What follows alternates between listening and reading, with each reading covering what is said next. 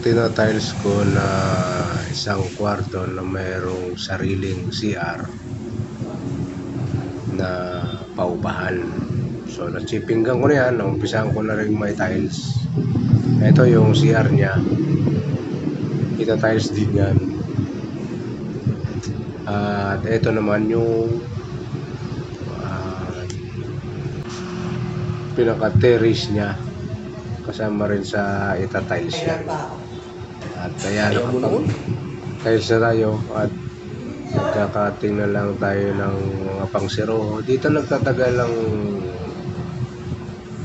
tiles pagka nagkakating ka na ng mga pangsiroho. Diyan medyo tumatagal. So eto na, tapos na tayong mag-tiles, nag-grout na, nalinis na.